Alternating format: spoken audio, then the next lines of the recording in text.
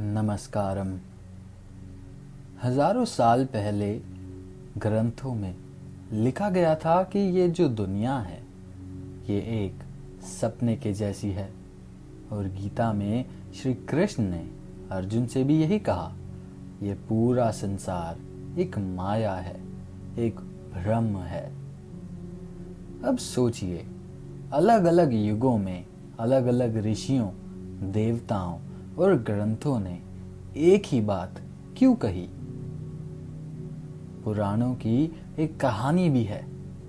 विष्णु जी समुद्र में योग निद्रा में लेटे हैं और उनकी नाभि से एक कमल निकलता है जिसमें ब्रह्मा बैठे हैं और सृष्टि रचते हैं।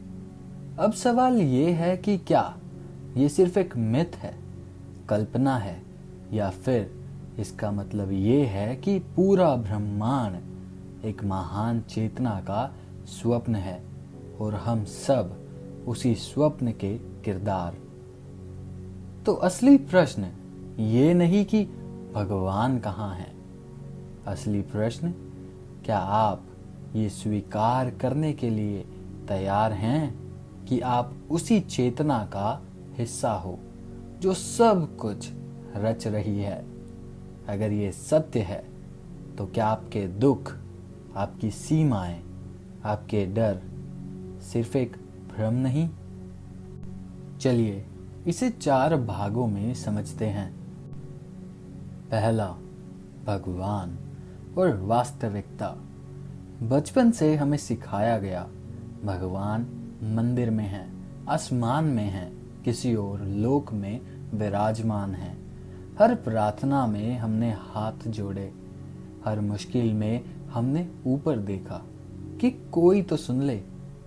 लेकिन क्या आपने कभी सोचा, अगर भगवान सच में इतनी दूर हैं तो आपका दिल किसके कहने पर धड़क रहा है? आपका शरीर किसकी मर्जी से सांस ले रहा है, बिना रुके, बिना थके? सच्चाई ये है, भगवान कहीं बाहर नहीं है, वो हर चीज में है। हर बारिश की बूंद में, पेड़ों के हर पत्ते में, हवा की हर लहर में, और सबसे गहरा सत्य, वो आपके अंदर है। यही तो प्राचीन ऋषि देख पाए थे कि ये ब्रह्मांड सिर्फ साइंस, मैटर का खेल नहीं है, बल्कि एक अनंत चेतना की अभिव्यक्ति है। दूसरा, माया और असलियत।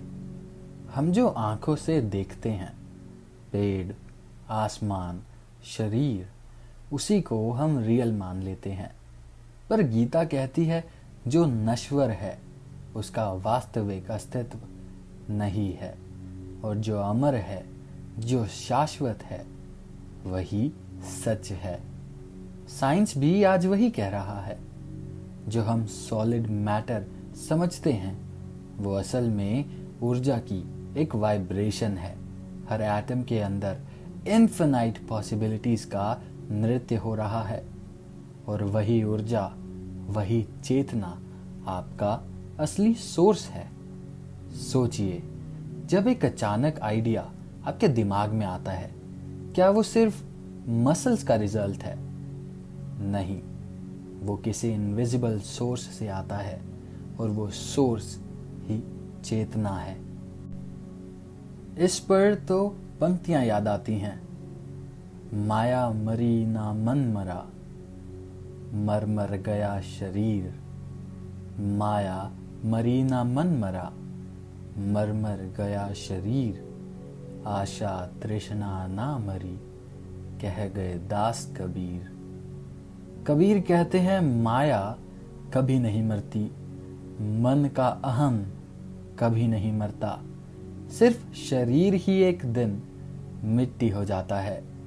आशा और तृष्णा एक इंसान को बांध कर रखती हैं, और जब तक ये भूल टूटती नहीं, तब तक इंसान अपने असली रूप को नहीं जान पाता। तीसरा, एकता का रहस्य पुराने ऋषि कहते थे, जैसे एक ही सूरज अनेक पानी के तालाबों में दिखाई देता है, वैसे ही एक ही चेतना अनेक प्राणियों में प्रकट होती है। हम सब सोचते हैं हम अलग अलग हैं, अलग नाम, अलग कहानी, अलग पहचान, अलग रंग, अलग रूप, पर असल में हम एक ही महासमंदर की लहरें हैं। साइंस भी मानता है, क्वांटम फिजिक्स कहती है कि सब कुछ एक इनविजिबल एनर्जी फील्ड से जुड़ा है। मतलब हम एक दूसरे से अलग नहीं हैं, हम एक ही महान चेतना के रूप हैं। चौथा, भगवान और रियलिटी। हम भगवान को अक्सर एक व्यक्ति के रूप में इमेजिन करते हैं, दूर आसमान में बैठा हमें देख रहा है। पर सत्य ये है कि भगवान और रियलिटी अलग नहीं है। ये पूरी सृष्टि, ये हर प्राण, हर सांस, सब वही है। भगवान को बाहर ढूंढते ढूंढते हमने अपने आप को भुला दिया। हमने मान लिया हम छोटे हैं, कमजोर हैं, असहाय हैं। पर असल में सत्य ये है कि हम उसी अनंत चेतना के अंश हैं। हमारे अंदर वही सृजन शक्ति है जिस ब्रह्मांड को चलाती है।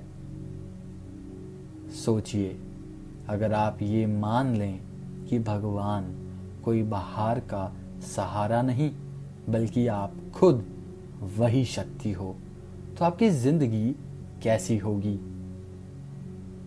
क्या आप अब भी डर के साथ जिएंगे? क्या आप अब भी सीमाओं में बंध जाएंगे, या फिर अपनी जिंदगी के सृजनकर्ता बन जाएंगे? यही पहला रहस्य है। भगवान और वास्तविकता अलग नहीं हैं और आप उसी एकता के हिस्से हो। नमस्कारम।